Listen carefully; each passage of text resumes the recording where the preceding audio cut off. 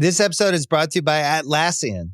Atlassian software like Jira, Confluence, and Trello help power global collaboration for all teams so they can accomplish everything that's impossible alone.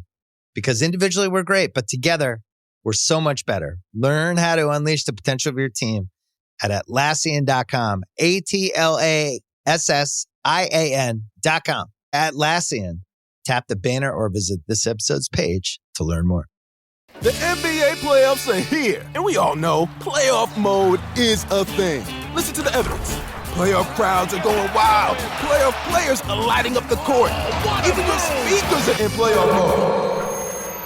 Okay, we'll take it down a notch, but just a notch, because this is the turn it up to 11 NBA playoffs. Playoff mode is clearly a thing. The NBA playoffs presented by Google Pixel continue on ABC, ESPN, TNT, and NBA TV.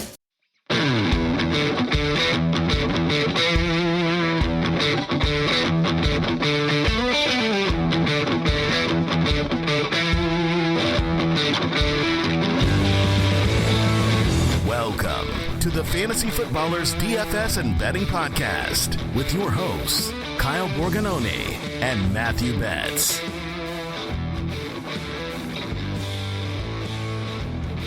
Yo, we're back. Fantasy Footballers DFS and Betting Podcast. I am your host, Kyle Borganoni, and I'm pumped and joined by Matthew. I just went outside, Betz. I'm so happy for you, dude. I mean, for those that, aren't aware or don't know, it had been weeks since Kyle had actually seen sunlight. I was just begging him to at least open the blinds, my goodness, because Kyle's out here tracking, every matchup in every week, the bye weeks, who plays in a dome, what the total is of every game in weeks, 15, 16, 17, just everything you could imagine in a spreadsheet. And I'm glad you got outside, Kyle, because I was getting worried about you for a little bit there. You do ask, hey, have you touched grass? Meaning, have you gone outside? Have you seen the light? Where's your vitamin D at? All those things. You check in. I really appreciate it as a friend that you care about my total emotional health, my physical health, all of those things. But yeah, no, guys, you could be a little bit of everything. I'm one of those people. I like a good spreadsheet. I like watching the film. I like going outside. It's summertime. It's actually great here. How hot is it down there in Georgia at this time? It's about in the 80s. It's fine. Okay, that's a lot. Which is gross for some people. They think of the South and they immediately say that's just muggy grossness. But if you've grown up in it, you're used to it. Same thing about being in Phoenix. It doesn't phase, the footballers' kids. Where I'm like, you guys have grown up around 100-degree weather, and it's just normal. My kids definitely were not used to it. But a good weather conversation is how you open up a podcast. That's what everyone wants to know about. I was thinking about this for you and I. We get to talk about fake football and kind of give our takes and then tell people there's stuff we don't know. And we work for a company that has done really, really well and all those things. But I like sports. I like playing sports. I've always liked it. You were a college athlete. This is who we are and this is what we're a part of. But, when you only get to see people through the lens of a spreadsheet or hear their voice, we're just nerds. We're just turds. Well, speak for yourself there, buddy. No, it's true. I mean, we are nerds, right? When we watch, a football game or something else, if you're playing DFS for another sport, I can't just watch anymore. I'm so invested in whether it's our own takes on the show or in the articles that we write, or for the DFS pass, or if we're sweating a win total together. It's so funny how things have evolved over the years where I care so much about that stuff more than just I really hope it's a great game tonight, and that's, I think, good and bad for different reasons. But I will say I have been watching a little bit of NBA playoffs, NHL playoffs, which I haven't really been having much sweat in as far as props or DFS, and it's been actually a very relaxing experience. So I'm excited to take a little time off, and then the NFL season gets here, we're right back up and grinding. No, I feel the same way. Where sometimes I just want to watch sports and just love it for the love of. It's fun. It's a fun game. When I was watching WNBA, Caitlin Clark the other day, I'm assuming everyone else was too. It's just I'm just enjoying this baseball, which is still my favorite sport. I can just watch it now because I don't play fantasy baseball like I used to. But hey, how are the Phils doing this year? I haven't really looked at them. I don't really care about the Phillies. I hate the Phillies so much. It was weird. I saw like something on Twitter. It was like they had the first team to 30 wins this year or something like that. It was crazy. Imagine victory lapping in May, and only because I sent bets the standings like 2-3 weeks ago. Kyle sent me after like 5 days of the season. He's like, look at these standings. I was like, Kyle, chill, brother. We have 100 games, 120, 25, whatever games left. We got some time, but it's fun, man. It's a fun time of year. I love this part of the calendar year, actually, where in season, it's just grind mode. Like every week feels the same as week 4 and the week before that. And like you kind of get like in the weeds. And now like we actually get to research stuff. I'm doing a bunch of, stuff behind the scenes to kind of get us ready for the regular season. We got the primer coming. We got the best ball rankings up. UDK is coming out. Playoffs are here for other sports. Like it's just a good time of year. I'm excited about it. On this episode, I feel like we're bearing the lead because this is one of our best episodes of the year. It's the Win Totals Spectacular, as we've called it. I think this is our 3rd or 4th annual Win Totals Spectacular. We'll be walking through all 32 teams, which I guess I couldn't get that out when I was talking, but also what a stupid task. They're all 32 teams in one podcast. Who would do that? Are we idiots? Yes.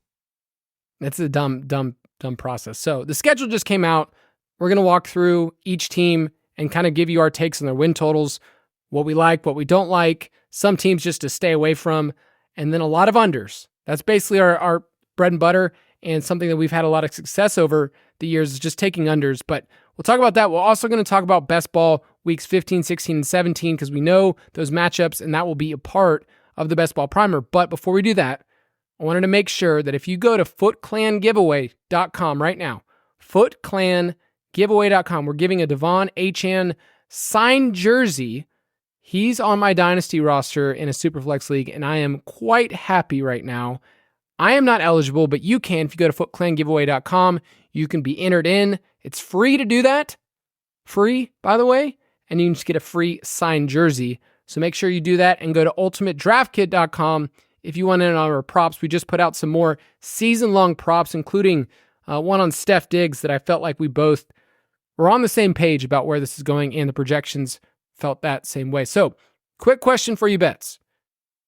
Week 15, Week 16, Week 17 in best ball is a big deal. I first want to start off and have the conversation. If you're new to the best ball space, this is a big deal. Some people say Week 17 is all that matters, and it's like a running joke.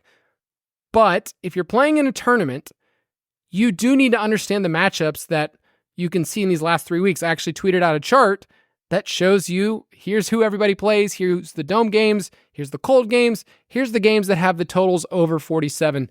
We will have that resource for you as well. But let's first just start off philosophically. In best ball, why should we care about these final 3 weeks? Yeah, so this is obviously a very different conversation depending on the type of contest you're playing, depending on the type of tournament you're playing. If this is just a regular 12-man league, you don't have to worry about any of this stuff. If you are playing in a tournament, especially one that is large field with thousands and thousands of entrants, and you are happy enough to get out of your league and then get to the playoffs, and there's not a lot of people that get to the final of one of these contests. The reason that people are so focused on it in the best ball space and for content is because of the fact that you're basically playing a 1-week DFS tournament when you get to week 17, depending on the size. For example, if you're playing Best Ball Mania, it's over 500 entrants, and think about that. It's basically like a small field GPP that you would play in DFS where you follow a game stack, right? Your quarterback is paired up with your pass catchers. You're probably looking for a bring back on the other side to increase correlation. Hope that game goes bonkers. Hope you have the right pieces in that game and catapult you to the top of the leaderboard in week 17. So that's why you hear all this week 17 stuff if you're new to this. Obviously, you've been playing for the last couple of years. It was a running joke where it's like, man, can you believe people are caring so much about week 17? Like, that really can't matter that much. Yet, every year that we get Best Ball Mania data, we get other data from other contests that have larger week 17 tournaments, those teams that win are game stacking. And it doesn't mean that your entire roster is stacked together around certain games, but you have correlative pieces within that game stack. It kind of just happens every year. So to me, it is one of those things that it's not the top of my priority list when I enter a draft room, but it is on the priority list that like you should be doing this if you're in a contest that warrants it. Now, that's a whole other conversation. Contest selection in best ball, we talk about in DFS, is so important, and how much playoff stacking matters is correlative to the contest you play. For example, at Best Ball Mania, you got to do it. Like, if you're not kind of thinking about that for when you get to week 16, week 17, you are behind the 8 ball a little bit. But I just finished up, last week, there was a contest on DraftKings. It was 150 max, like $8 entry, something like that. And the advanced structure, it was smaller. The advanced structure was very different. When you got to week 17, there was 17 people in that final. So like, I don't really care, right, about week 17. Doesn't matter. Just make sure that when you are thinking about this, just match it to the contest that you're playing. But the data has shown year over year that it does matter quite a bit. Yeah, and this year on Underdog, if you're playing in Best Ball Mania, the payouts are a lot flatter than what they've used to be, and how they would, distribute them. So to me, week 16 actually means a little bit more this year. And I went ahead and looked at the games. The games that we have in front of us for week 16, there's 5 dome games plus 5 more games that already have a total of 47 or above. Compare that to week 17, there's only 4 dome games and only 3 with the 47. So that's a slight difference, but at least it's something to consider if the field only thinks about week 17, and realize that it's not a binary decision. You're not just saying which one matters more. Like, you should care about both. And the way to describe it is, it's like when you're drafting and you're thinking about these combinations for week 16 and week 17, you're not pushing a magical button, just saying like on a machine, like, oh, this will work now. You're pulling a couple of different levers as you're doing. You're doing just simple things that we always talk about. You're stacking. You're looking at good offenses. You're looking at pace-up situations. And then when you look at the week 16 and week 17 matchups, like I said, I have a little cheat sheet if you want to look at that. You kind of can pull the lever and say, okay, well, this is a good tiebreaker between Nico Collins and somebody else, because you look at the matchup that Nico Collins has. Like, I know that at one point the Texans are playing the Chiefs in week 16. It's like, oh, well, okay, this could be a great matchup. But a lot of time we talk about building for only week 17. Keep that in mind, and keep in mind that the way the board kind of lines up, people will look at that. I remember last year we talked a lot about Detroit and Dallas, because they were like right there and you could just stack those two teams. But every year, there's always a different combination than you think, like in terms of the game. So that's kind of the only thing, is like you're thinking so far ahead about an outcome that you probably, at the end of the day, it's probably not a big deal. You're not gonna be able to guess right, of like, oh, a couple of years ago it was Rashad Penny and Amon-Ra were the combination you needed. It's like, did you really see Rashad Penny coming? So I don't know. I feel like it's important, and yet it's still a crapshoot, if I'm honest. Yeah, and honestly, I think like on the important list of like how I would rank stuff, it's like, I don't know, 5th or 6th most important. Like, if you don't follow the other stuff first, then none of this matters, right? Correct. Like, you have to have roster construction in place. You have to understand that you need to stack your team first. You need to understand positional allocation. You can't take 4 quarterbacks and 4 tight ends. Like, if you're doing silly stuff like that and trying to, prioritize reaching for players just because of week 17 or week 16, you're missing the boat. Like, you got to get out of your league first, and then the other stuff will follow. So I use it, but I almost use it mostly just as a tiebreaker. Sometimes when I'm on the clock, and it's like, I got these guys pretty close to my ranks. I like them both. I want exposure to both. But on this team, I'm going to make up an example. I have Michael Pittman, and in like round 18, because they're playing in week 17, it's like, hey, maybe I'll throw a dart here on Jalen Hyatt and just kind of hope he pops off for a week. Like those kind of things. Like, that's kind of where I'm using it. But, I do think people jump a little bit too much at this, and they kind of go way overboard. I also will add on top of this, we always think about this as like trying to predict what's going to happen in week 16 and 17. It's obviously very silly. But last year it was like, oh man, Cleveland and the Jets, like in week 17, like that game is going to be gross, right? Breece Hall was incredible. David Njoku was incredible, right? Like, the game environment seems gross because it's a December, January game outdoors. Like, it's probably going to be a snooze fest. Like, it should be terrible. And of course it pops off. So like, the bottom line to me is like, it's good to have a process. You can use lines to help guide you. You can have your takes. I'm not saying don't have your takes, but to me, I care less about like identifying the game right now and being correct about it, but just saying like, I have no idea what's happening in week 17. I have no idea what's happening in week 16. But the players that I already have, we might as well correlate them and hope that when I get there, that game pops off. Because again, you just don't really know what's going to happen. So we'll talk about some of our favorites today, but by the end of the summer, I will have exposure probably to every week 17 game, if I'm being honest. And try not to get too cute. Like, you can go down the rabbit hole of saying like, oh man, last year it was Joe Flacco and the Browns. Like, that was the play. I'm going to find this year the quarterback that no one else has so I can have them for the playoff run. Like, that's not normal. So don't try to get too cute at the end of your draft. I mean, you want some exposure of players, but I think you're mentioning Jalen Hyatt or Darius Slayton or two Giants receivers you can correlate with Pittman that are going at the end of the drafts and that make a lot of sense if you just want to do that. So if we could go ahead like and just arbitrarily choose, hey, this is going to help me because in week 17, like that would be awesome. That's not really how the process works. Like, you can't go ahead 6 months and figure out, it's not a decision because we're drafting right now. So yeah, I think we're on the same page of like, we like it. Here's the matchups, here's the data, and go have fun. So you have, I think, the two best ones for week 17, and then I'll give you two sneaky ones. Yeah, I like Green Bay and Minnesota for the third year in a row. This is the third time this has happened in a row. These two divisional opponents playing in week 17. Obviously, you get the dome matchup in Minnesota, but I really like it just from a value perspective. Like, Justin Jefferson obviously is going to cost you round 1 pick. Right now, Josh Jacobs is going in the round 3. If you listen to the recent shows, I'm not in on that. But outside of those guys, like, there is value all over the board with these two offenses. So you don't have to spend your first and second round pick to get these game stacks. You can get, Addison much later. You can get Ty Chandler as part of zero RB builds. You can get Dontavian Wicks in like the 140s. You can take a shot, on Tucker Kraft in round 18 if you want to. There's just so many ways to get into this game that it's not going to cost you the other stuff that we talked about, whether it's positional allocation, ADP values, all that sort of stuff. It just fits so nicely. And when I think about when we get to that week, think about the Packers. Like, we want exposure to the Packers. They have trended in a really good direction under Jordan Love this last season. They have so many playmakers. I think they have a very good scheme. They've got a good play caller on the other side. Kevin O'Connell was like literally letting Nick Mullins chuck it 40 times, last year. It's like, if he's going to do that with Nick Mullins, like, certainly if JJ McCarthy is competent and shows enough in the first, 2 months of the year, he's going to let him go down the stretch and throw a ton to Addison, to Justin Jefferson. So to me, I love Green Bay and Minnesota. The other one I'll throw out, Atlanta and Washington. You just think about Atlanta with Kirk Cousins. They're going to chuck it. Revenge game means everything, of course. They're going to chuck it. And on the other side with Cliff, their offenses, we've poked holes in that offense and the scheme and stuff, but like from a tempo and pace standpoint, we love that. So you're going to get up tempo, I think, with Cliff Kingsbury in Washington. You're going to get elevated pass rate from Atlanta. Seems like a good combo to me. Yeah, I circled that game as like, okay, you can get Jaden Daniels, stack him with one other player if you want to go the other way, and you had a Bijan stack and you feel good.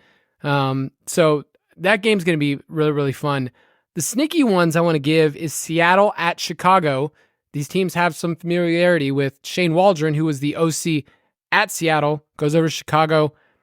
I think there's some cheap pieces here. Like, if you stacked up Caleb Williams and maybe you think that offense has kind of progressed in the second half at that point, and his Seattle bring back, that's interesting. And then also, I just want to say, like, Seattle's run defense was terrible last year, something we were attacking a ton in DFS. So it's one of those things towards the end of the year that you look at the schedule and you say to yourself, like, okay, well, I just need somebody to correlate at the end of the year. Chicago running game at home, I see a lot of people really excited about Chicago overs as well. We'll talk about the team, but like, they're a team that a lot of people are excited about. Their win total's at 8.5, and I believe it's like at minus 150 right now, the over. So should be an interesting. And then I just want to throw out Tennessee and Jacksonville. Both games went for 48 points last year, and Ridley balled out, which is the sole reason this team spent a ton of money. It was this guy killed us last year in 2 games. Let's get him on our team. But Tennessee is one of the most volatile teams when I was doing the projections. So because they're so cheap, at least Will Levis is cheap, that I think you could get a Tennessee stack and bring it back with a Jacksonville player. Or Trevor Lawrence, another player that I'm a little higher than consensus because I think people have moved on. So those are just 2 teams that I think are cheap and maybe not on the radar because these aren't dome games. So I just wanted to mention them. But any last thoughts on weeks 15, 16, 17?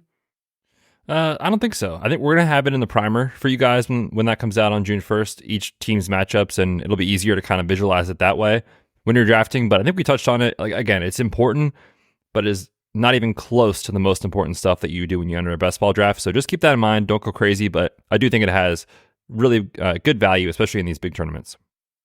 All right, let's take a quick break and we'll be right back.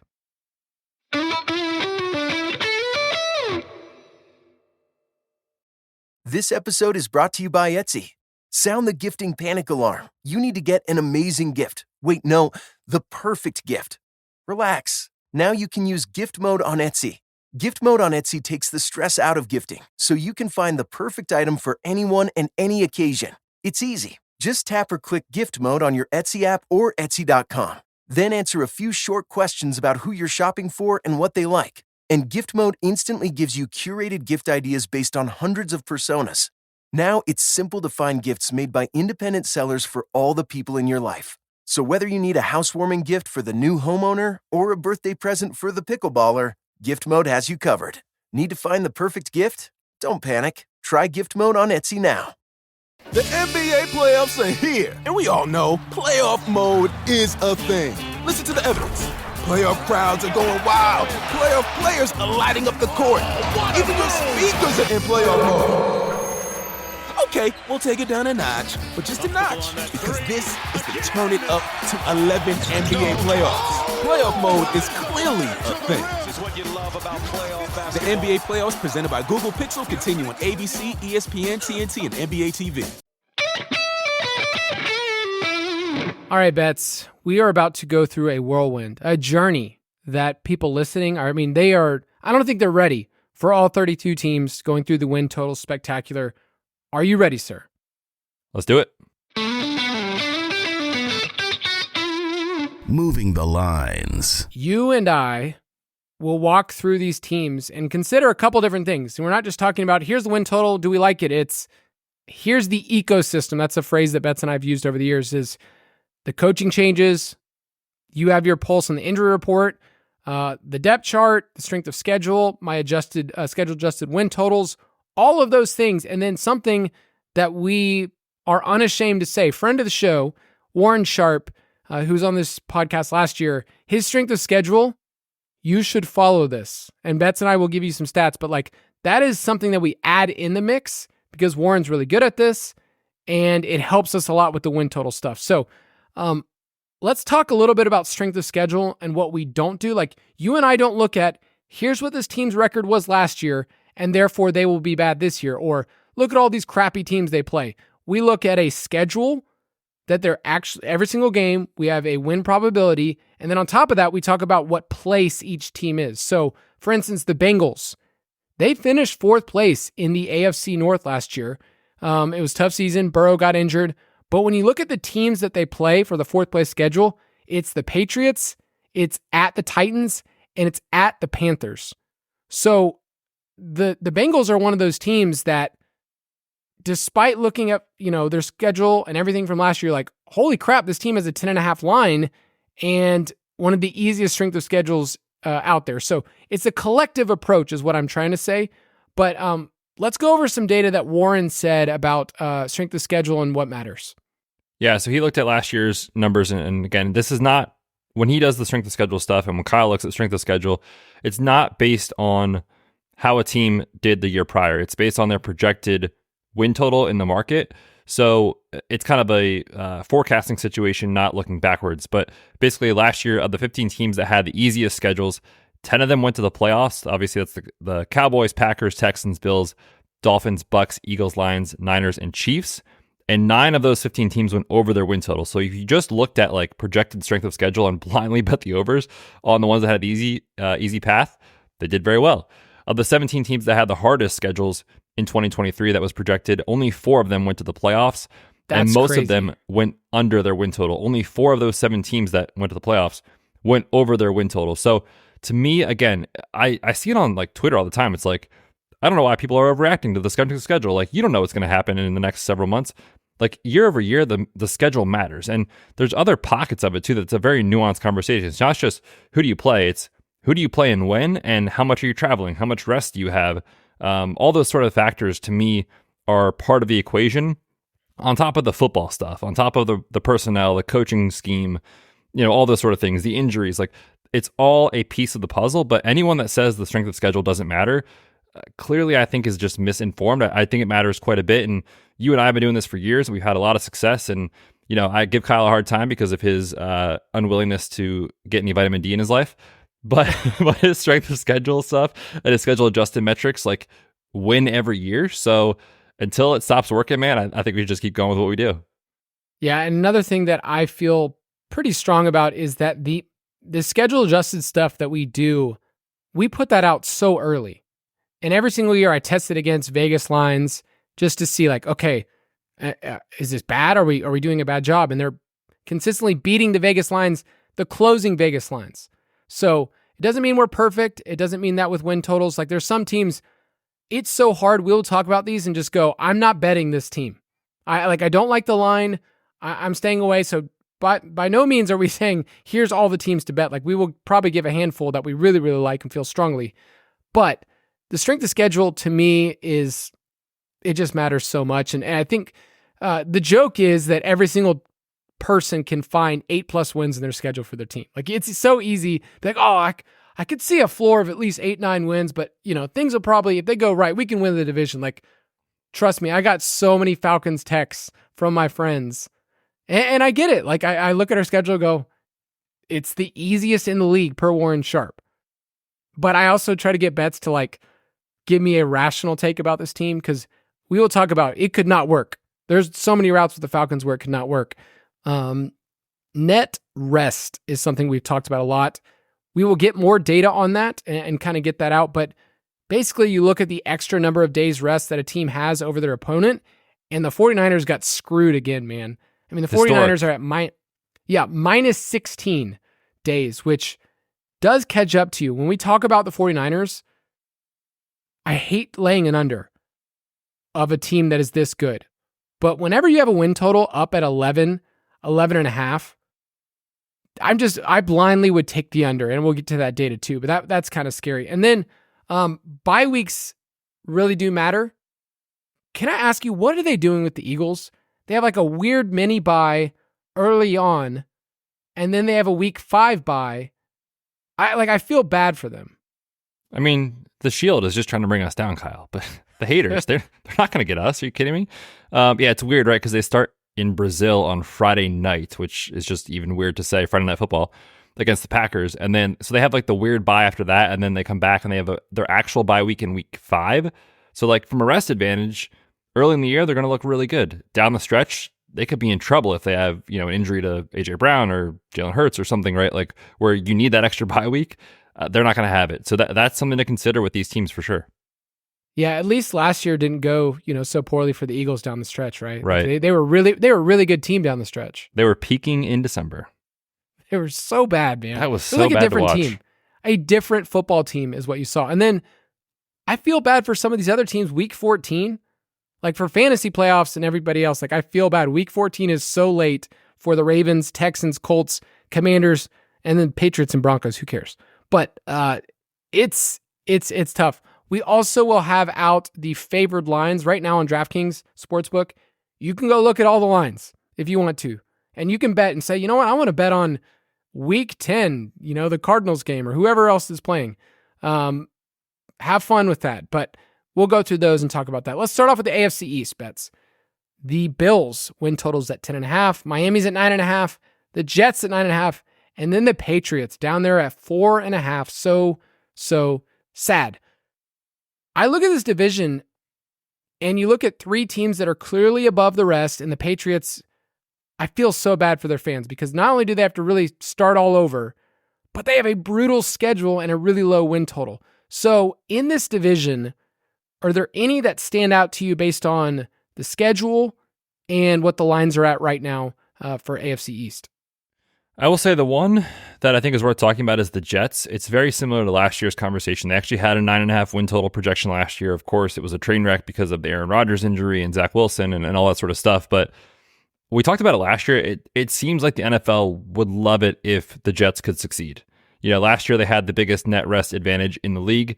This year they face a ton of rookie quarterbacks early. In their first 5 games, I think they face at least 3 rookie quarterbacks, out of the gate. And it's I think they're probably going to get off to a fast start. Now, they do have the 4th easiest strength of schedule across the entire season. I know your projections had them a little bit below their line, so this is one that I'm not touching, but I do see a path where it goes very well for the Jets, assuming Aaron Rodgers is, close to his old version of play, and you get, everything to go right finally for once. I think their schedule sets them up nicely to succeed, but I don't want to lay juice on an over. Your projections show a little bit of an under, so for me, that one is interesting, but I think it's a stay away. Yeah, right now, over's at -120. It's just hard. Like, I know that just when you look at a team, you go, 10 wins, they could do 10 wins, go 10-7. But betting that is a different conversation, especially if you're laying, any juice. So I do like the Jets here. Miami is another team that just feels super volatile. They have a tough schedule down the stretch too. And then with Buffalo, they're at 10.5. Another team where I just would hate saying this team's going to have 11 wins. The problem with Buffalo is that they're thinner than you think on the offensive side of the ball. And that's what's scary. We've talked about the wide receiver room. It's like, okay, who's the dude? Is it Matt Collins standing up in the meetings and just saying, guys, I'm the leader of this team? Keon Coleman, Curtis Samuel, Khalil Shakir. It's definitely not MVS, although he'll get in his cardio. I mean, they have a lot of question marks there. It's probably going to be Dalton Kincaid as their best slot wide receiver, and I think in DFS we'll be talking about him, but I like the under of the Bills. I don't love paying a price of -130, but if you were to ask me right now, my schedule adjusted wins have them at 9.7 wins. So a lot of times I look at the lines and go, okay, well, this kind of correlates to what we have, so it makes sense. But yeah, I would lean under on the Bills if I had to take it right now. Yeah, I would too. And the plays that we're going to give out that we feel most confident in on the show, there are going to be unders because, when you get to teams like this, where the win total is 9.5, 10.5, like a lot has to go right to get 11 or 12 wins in the NFL. It's very, very hard to do, obviously. I mean, you look at this Bills team, like they were at a point last year where we took their under live in the middle of the season, and Josh Allen went on an MVP caliber run to make sure that we lost money, unfortunately. But this team was, in a really bad position, week 7, 8, 9, something like that, and they really turned it on down the stretch. So now you lose Stephon Diggs. You have question marks everywhere on the wide receiver core. Defensively, they lose their starting safety tandem they've had for years there in Buffalo. So they lose a couple of key pieces on defense. Like, yeah, I think under is the right play. It's obviously terrifying. I would not lay -130 juice personally, so make sure you line shop if you can get those. Something better, something like -120, -115, I would play. But right now, under 10.5 does look pretty good. With the Patriots, their over right now is at -160 for 4.5 wins. And I show them at 5.6. So and the reason is because it's really hard in a projection to get a projection that low, like at 4. It just win probability wise, it's just really hard to happen. But they're 31st in Warren Sharp's strength of schedule. With a rookie quarterback, there's so many different ways to go, but this stat we brought up last year with Bryce Young and CJ Stroud punched it in the face while, we took the under of the Panthers and danced on their grave in like week 11 or 12 or whenever it was. Over the last decade, teams that started a rookie quarterback in week 1 averaged 4.5 wins. So it could be Jacoby Brissett right out the gate, but man, the Patriots were not handed an easy schedule. Their 4th place games are against the Chargers, at the Bengals, and at the Bears. I feel so bad for Patriots fans because they were, not gifted a really kind schedule. So I just don't want to bet them. I feel like there's other markets you can find for the Patriots. You can do an exact order of this division, or you can bet the Patriots to have the fewest wins if you want to do that. But yeah, any thoughts on New England? I mean, I can't imagine laying -160 juice on a team that's projected to be as bad as this with the schedule that they have. You mentioned the 4th place games, not to mention just the division. Like, Buffalo's good, Miami's good, the Jets are going to be good, and they play all those teams twice each, right, on top of their 4th place schedule. So it's a brutal setup. You mentioned, too, obviously, the concerns with a rookie quarterback. The range of outcomes there are massive. But also, you lose Coach Belichick, who for years, it was always the conversation. Is it Tom? Is it Bill? Is it Tom? Is it Bill? But Bill Belichick's defense was phenomenal. You lose that now. And that's kind of what people were hanging on to last year and the year before. That's gone. Now you have a new year, a first-time head coach in Gerard Mayo. there's so many moving parts here that I cannot recommend playing an over on this team. If it gets out far enough that the under's like, plus 150, plus 155, something like that, like, sure, I might throw a dart on that. But right now, no way I'm playing an under. It is, for me, a stay away. All right, let's go to the AFC North, which historically has been a bloodbath every single year. I remember the year before, everybody went 500 in division. Last year, 3 teams made it in the playoffs, and the Bengals this year have a great win total. However, with that speaking, these teams have a really hard strength of schedule. So Baltimore, according to Sharp, is 29th, Cleveland's 30th, Pittsburgh dead last, and then the Bengals right there at 6th best. So the Bengals are in a really, really good spot, although the line is quite high. The Ravens at 11.5, terrified about that line. They're banking on a couple of different things, but historically, the Ravens are just a good team. And then the Browns and the Steelers both at 8.5. So any early teams you want to zero in on here? Yeah, this is one of the ones I have played and one of the ones I feel really strong about is the under on the Steelers. So right now it's at 8.5.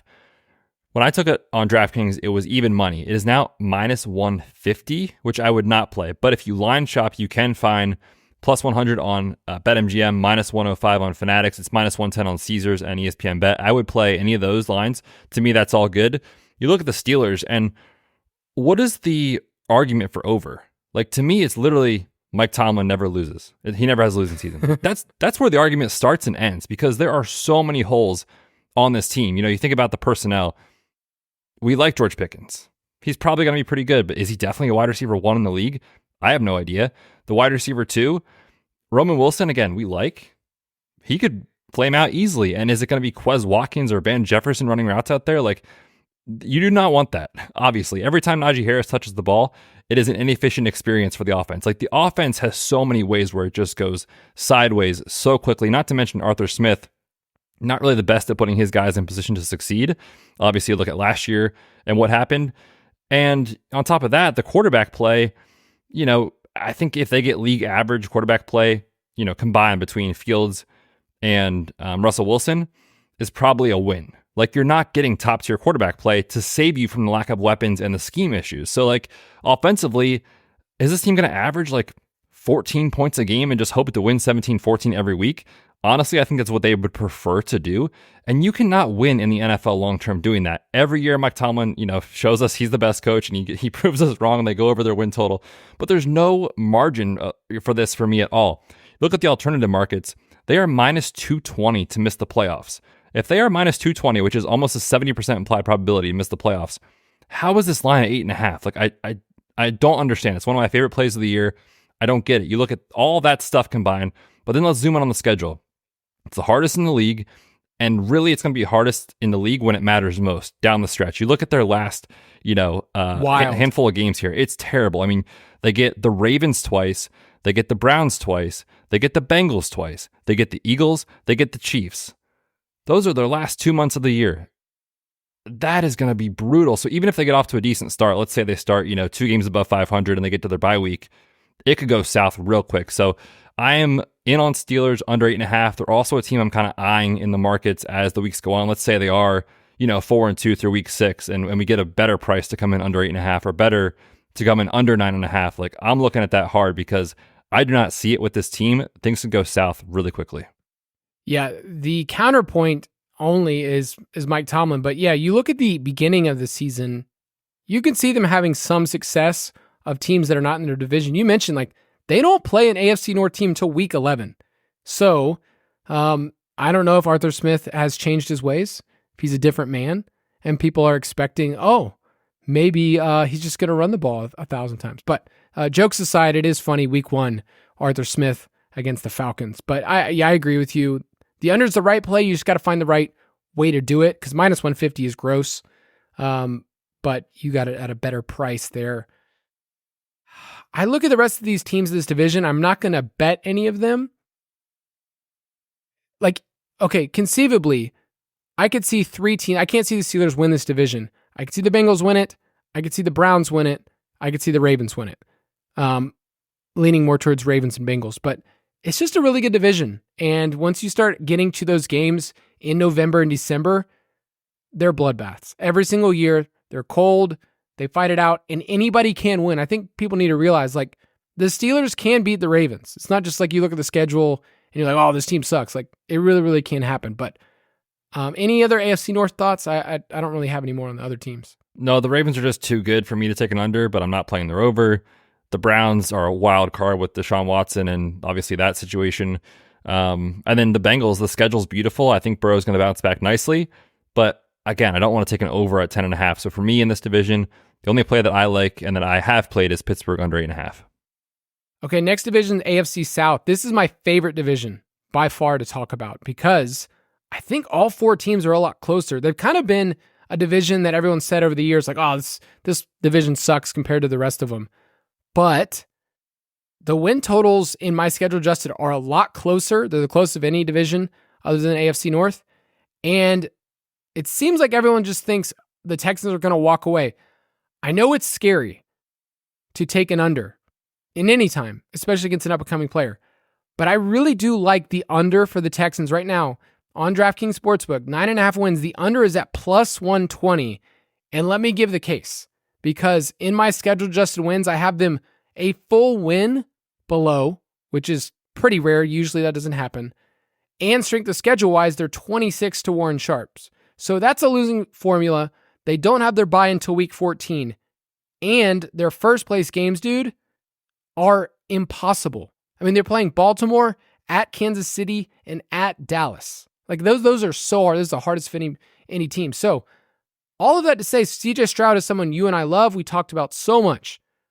But I feel like there's also room where this could go south. That's all we're doing is saying, here's the case and here's the route for it to go south. And I just think efficiency-wise, it's possible. It's not as good. Yeah, just for reference, I mean, his YPA was the best ever for a rookie. So you probably have to factor in some regression into that. Doesn't mean he's going to be terrible, obviously. He's probably going to be very, very, very good. But, you know, what he did last year obviously was insane. His interception rate, not sustainable through just 5 picks all year. That probably comes up a little bit, right? So you get more turnovers. You get all those things factored in with the schedule. You mentioned, obviously, their first place schedule is brutal. They also play the AFC East. Again, yeah, the Patriots aren't going to be good, but the Jets could be very good. The Dolphins are good. The Bills are good. Like, the matchups are brutal. And then you look at the division, you know, Jacksonville has their flaws, but that game could go any direction, right? When those teams play. The Colts are obviously an up-and-coming team as well. Like, the matchups are just very, very tough. And obviously you see the path where it goes really well. And if you do want to buy into some of those like tail end outcomes where it's like, hey man, these teams, you know, CJ Stroud is just that good. They win 11 games. They win 12 games. To me, I'd just much rather play like CJ Stroud MVP or something like that and go that route instead of playing over 9.5 at minus 140 juice. That makes zero sense to me. So I'm with you. I have played the under. It's just a price thing. You can get this at plus 122 on FanDuel. It doesn't have to hit that often for it to be a good bet. And you already talked about the issues with the schedule and the regression coming likely. So yeah, I'm in on the under. I think it's a good play at this price. Doesn't mean these guys are bad best ball picks or any of that sort of stuff. It's correct. Just how does it go? You know, median outcome. This team could win 8 or 9 games and the bet cashes. Yeah, I would hit the moving the lines button because this is probably the ones I feel stronger about at these odds at plus 120. So it's crazy in this division. Right now, the Texans are plus 110 to win the division, but I don't mind if you want to place Jaguars at plus 240, Colts at plus 340, and then the Titans are a wild card. They're a stay away team for me, but at plus 1,000 to win the division, those are wild odds. So it's a tough division because I think it's a lot closer. Remember, the division wasn't decided until the very last week of the season last year. And really, there was a point where a couple of these teams could have won. The Jaguars are weird.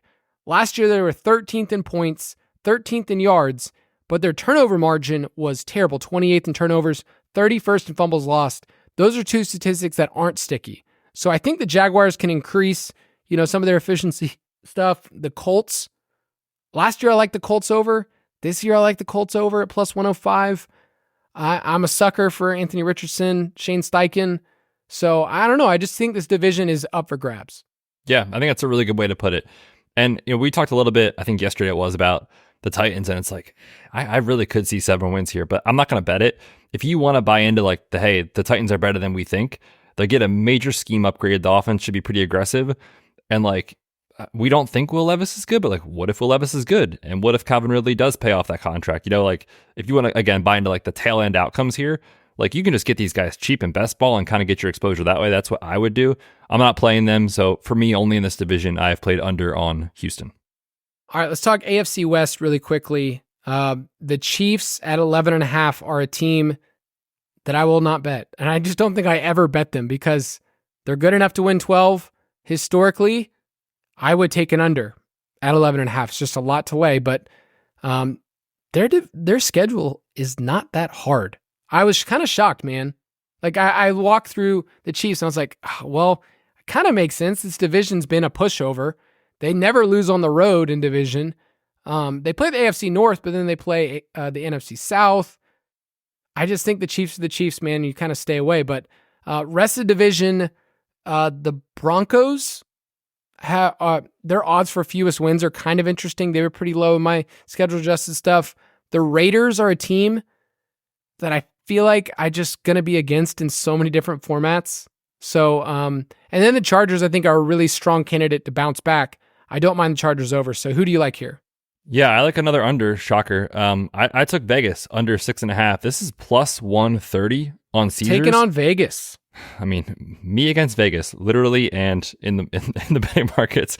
Plus 130 on Caesars, plus 120 on MGM, plus 115 on DK. So you're getting plus odds here on a team that, like, let's just be honest. I mean, we talked a lot recently about the Devontae fall off. If Devontae goes down, this offense is done. I mean, they spent a tight end draft pick, right? 2 years in a row in the top 40, 2 years in a row. I know it's a different front office. They're going to move Bowers around, whatever. They didn't allocate. You don't know ball, man. I don't know this ball. This team is going to. They did not allocate, funds correctly, in my opinion, to building the team kind of the right way. So you're kind of screwed in that aspect. And then at the quarterback play, we talked about it. Like, it doesn't matter to me who wins the starting quarterback job, whether it's Aiden O'Connell, whether it's Gardner Minshew.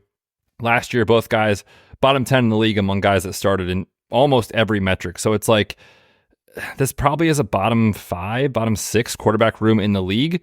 And then on top of that, I think the Antonio Pierce stuff last year, like, truthfully was a very fun story. Like, it was a train wreck with McDaniels. He comes in, he at least gives him stability. They love him. They play hard for him. I get all of that. But, like, it's hard to win with saying every week we're getting our running back 100 yards and we're going to play great defense and that's just going to work. Well, in this division, with the Chiefs there twice and with a pretty tough schedule, 24th, most difficult in the league, or I should say 24th easiest, so one of the most difficult in the league. There's just so many ways where it goes south for me. So, like, I don't get it on the line. I would definitely take an under here, especially at these odds. And then on top of that, we talked about some of the travel and rest concerns at the top of the show. This is one of the teams, to me, that the travel could catch up late in the year. They travel the 6th most miles in the league when you talk about, home versus away and back and forth. And they change time zones the second most. And you might say, like, that is the most silly analysis of all time. But when you think about, East Coast to West Coast, like, against the spread, stuff like that, it does matter. So to me, this is just a team, there's so much fragility. You could see it go south pretty quick. I think the line is just wrong in terms of the odds. So plus 130 on an under for this team makes too much sense to me. Dude, time zone messes with your body. If you haven't got on a plane recently and shown up like 2 or 3 time zones later, it'll wreck you. So yeah, it's part of it. It's not the only thing. Don't use it as the only argument. So let's take a quick break. Then we'll get to the NFC.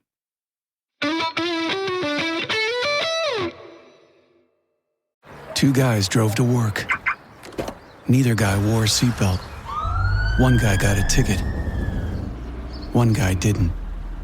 The same 2 guys drove home. One guy wore his seatbelt. One guy didn't. One guy made it home. The guy not wearing his seatbelt didn't. Don't risk it. Click it or ticket. Paid for by NHTSA.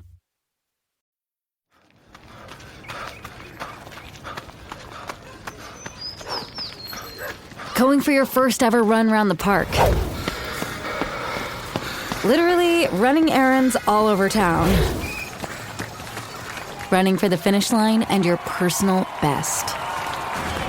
If you run, you're a runner. Find the shoes and clothes to run your way at newbalance.com/running. New Balance. Run your way. All right, we're back. We're going to blitz through the NFC, starting with the NFC East, where Betts' Eagles are here. And I hate that I keep coming back to the Eagles. We've been talking best ball.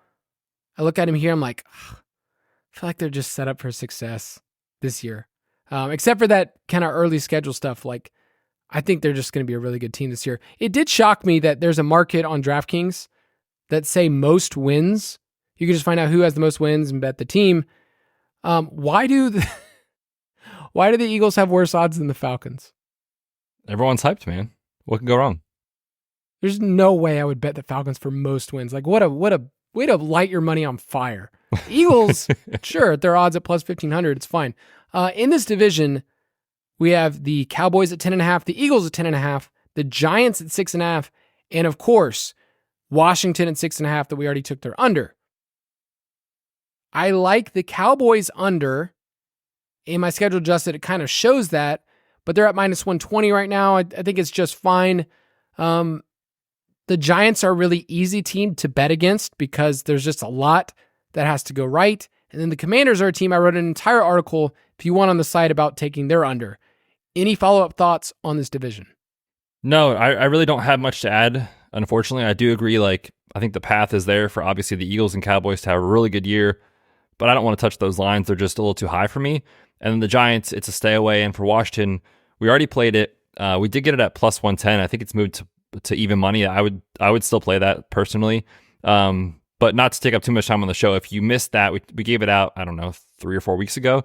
Kyle wrote an article. It's on the site. Everything in detail on there. So check that out. But yeah, we're in on under for Washington at plus odds. Yeah, Cowboys and Eagles right now are tied for best odds to win the division at plus 130. I usually like to wait to bet divisional winners because things shift and change based on the early schedule. So the Eagles might be one of those teams that midway through the year, I'm like, I'll bet them to win the division, especially if the Cowboys start off a certain way. NFC North, another one that is much closer than it feels. You have the Lions at 10.5, the Packers at 10.5, the Vikings at 6.5, and then the Bears. Everybody loves the Bears at 8.5. The Lions, as favorites, it's not something we get to say very often, but they're favored in 13 of their 17 games. That's a lot. And I don't like betting any team saying, hey, they're going to hit 11 wins, but this is a strong team. I have them pretty close to 10 wins right there in my schedule adjusted. There are ways this team goes south, aka 10 wins or less, which is still a good season.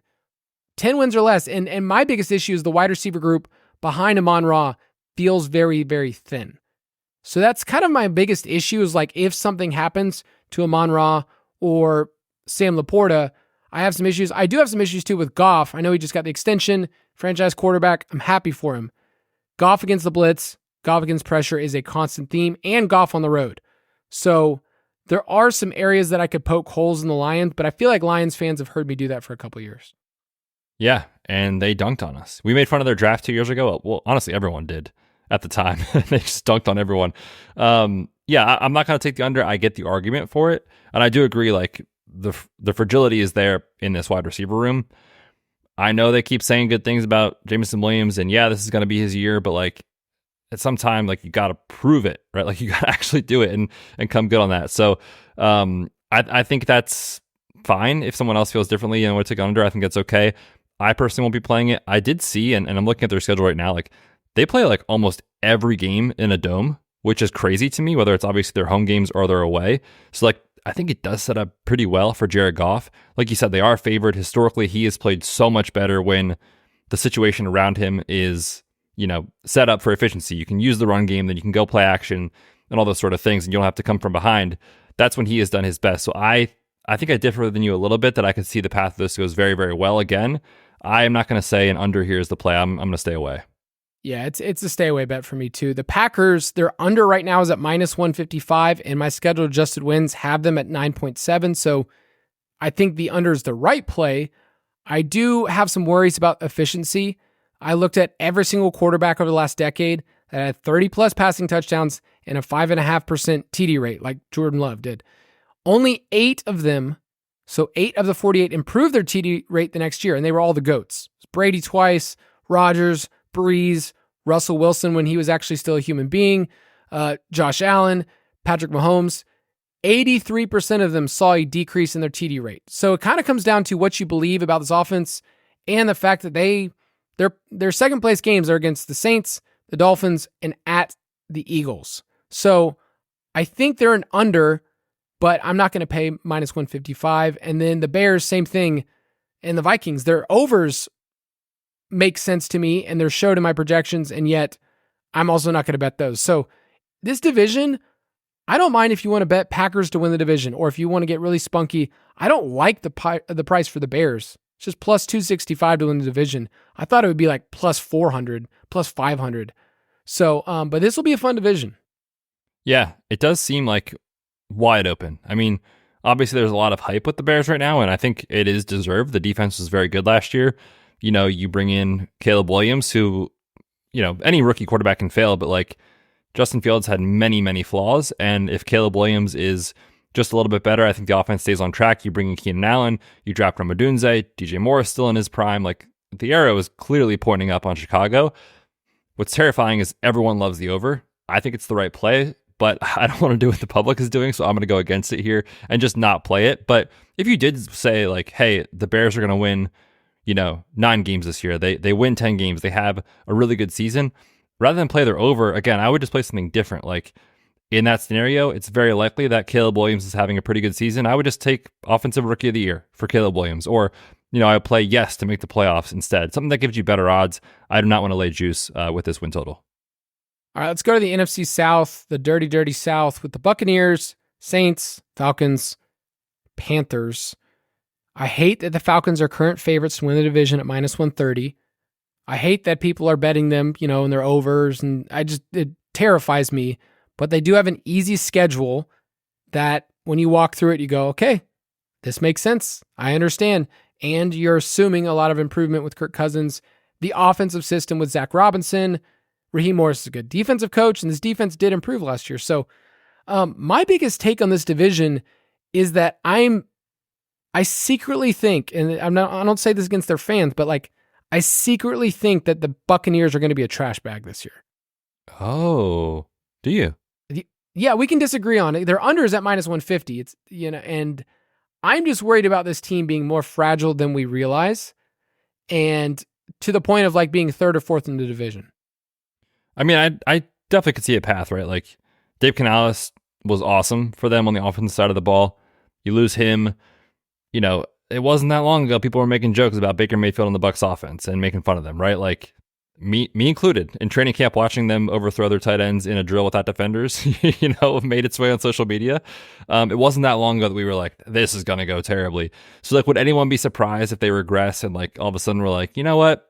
That was a fun story for Baker. He had that one bounce back year and it didn't work out the year after. Like, no one should be shocked, obviously, by that. That said, I think that there's enough pieces here that I don't want to play the under, so I'm going to stay away, but I obviously see a path where it doesn't go as great as it did last year. Yeah, Baker, the thing that Baker did last year is the turnovers were limited. He posted the highest completion rate of his career with aging wide receivers. Now, that was awesome to do last year. It's just hard to repeat year over year. K. Dotton aside, who's some would say the greatest player of all time, this team is just thin. And Rachaad White, it was basically the least efficient top 10 running back that we've seen in a very, very long time. Like, not just yards per carry, his opportunities, all those things. So I just look at this team and I go, okay, well, Baker exceeded, Rachaad White exceeded, Mike Evans apparently found the fountain of youth, and Chris Godwin, Liam Cohen, their offensive coordinators, kind of talked about moving him back in the slot. It can work. But this is just a different team, and the division is set up for the Saints and the Falcons to at least have a place. The Saints are frustrating, man. Like, every time you think you have the Saints figured out, they're going to do something stupid and give Jamal Williams a bunch of money to not do anything, or not have any other wide receivers that they really bolster their team with, or get like 3 tight ends. It's like, let's get Taysom this week. It's Juwan Johnson. It's Foster Moreau. So any takes on the Saints and Falcons? I cannot lose more money on the Falcons. I just can't. You know, I can't face it. Easiest schedule in the league. The hype is there. Obviously, an insane quarterback upgrade, insane scheme upgrade. I think it's going to go well, but I'm not betting over 9.5. I'm just going to get my exposure in best ball and play him in DFS and that sort of stuff. I'm not going to bet it. And then as far as the Saints go, I'm with you. I think the over is probably the right play, but I'd be lying if I said I didn't feel like I was burned last year. You and I were in on the over, at least both of us at some point. I think it was like midway through the year. Things looked great. The schedule was great. And they're getting a scheme upgrade, which we talked about with Rashid Shaheed recently and Chris Olave. So like, I see the path where these go very, very well. And if Tampa does regress, then likely it's going to be because the Saints and Falcons take a step forward in the division. So I think the overs are quote unquote the right play. I'm not playing them. It's just that you need so much to go right. So that's kind of my take, staying away mostly from this division. Yeah. And it's okay to look at a team and be able to walk away. So, some people say like, oh, we'll just make a happiness hedge. You just take the under, and then if your team wins, you're happy. It's like, I actually kind of stay away from betting the Falcons.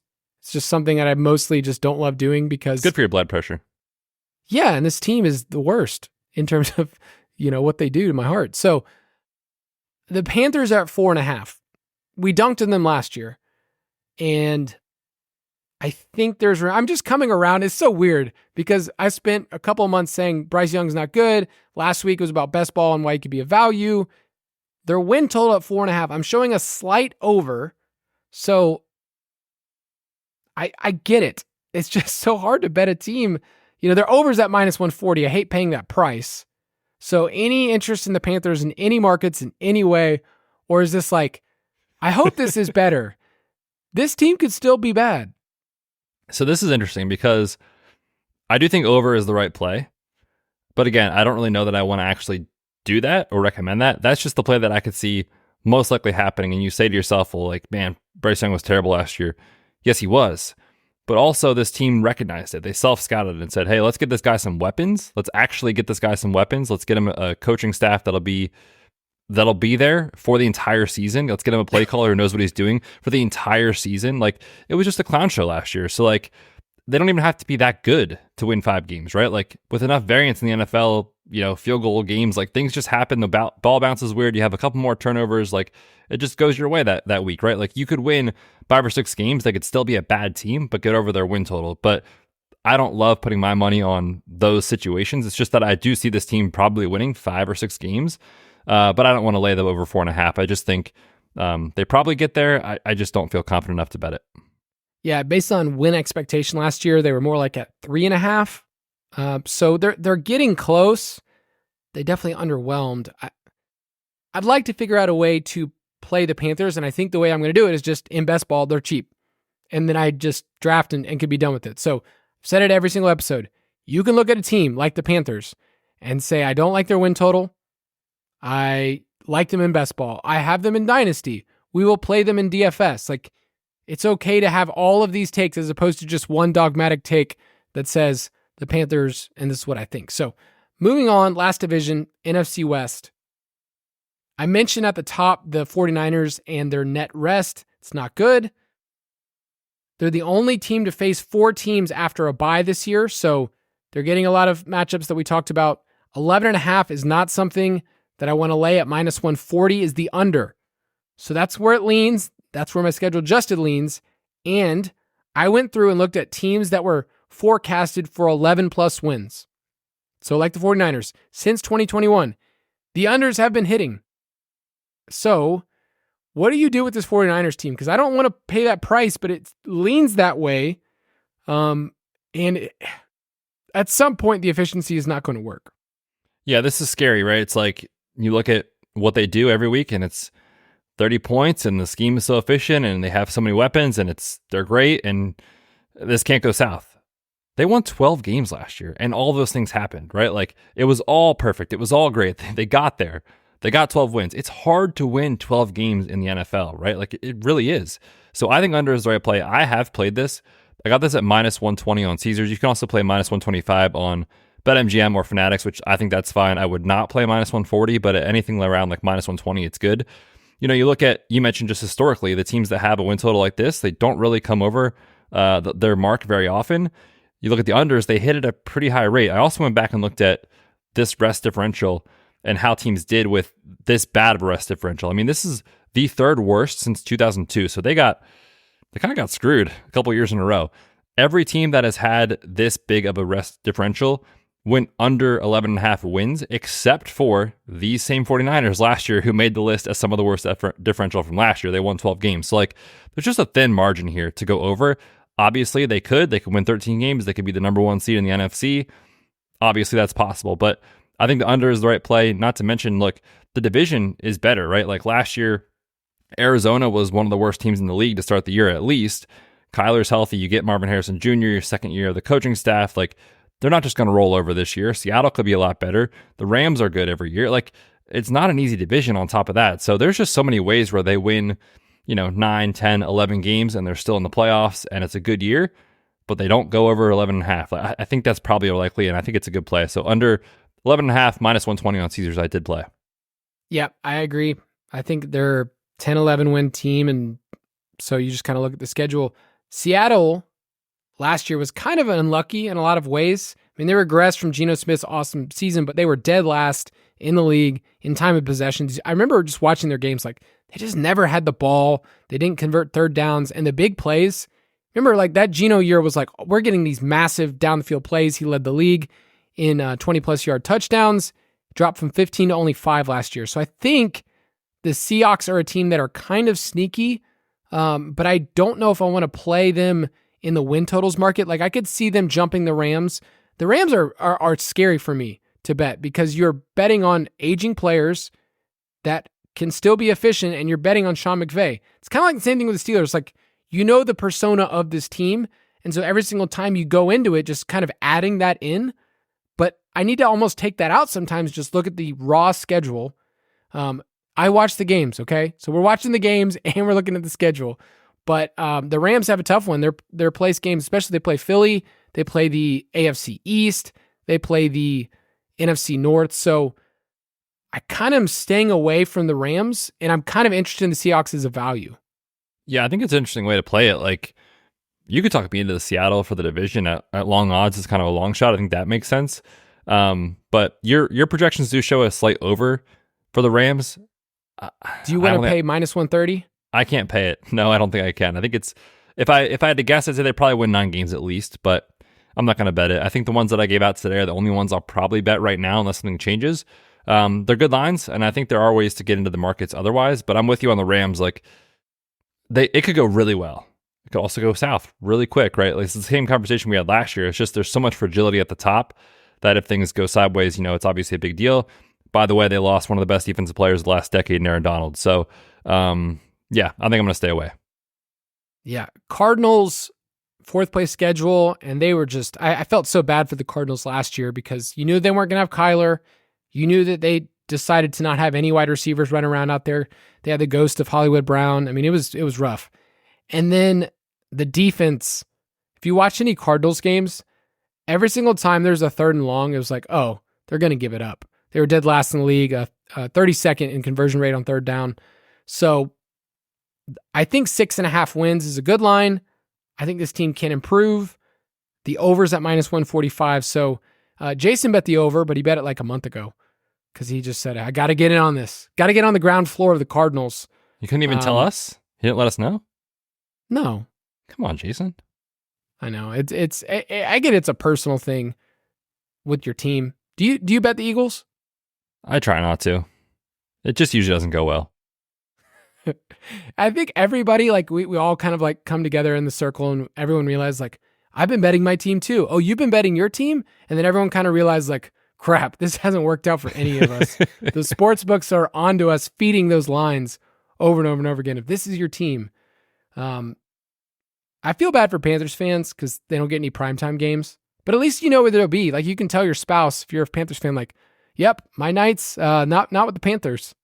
Sunday at 1 every week. So let's recap. What all did we give out as like our official play so far? Yeah. So going all the way back, I got to make sure. Oh, the Steelers under is the one that we felt very, very strong about. Texans under is one of my favorite values on the board at plus 120. I also don't mind if you take the Colts or Jaguars to win the division. Raiders under, always Raiders under. Commanders under, we took that 3 or 4 weeks ago. The Bears, I'm kind of interested in some long shot odd stuff, but I think we stay away from that division. Yep. I kind of like the Buccaneers to be a trash bag, but not really betting it. And then the 49ers under is another one. Did I get all those? You nailed it. All right. So under. Let's talk about any overs real quick. I kind of like the Chargers over. I mean, we're stuck in a timeless loop.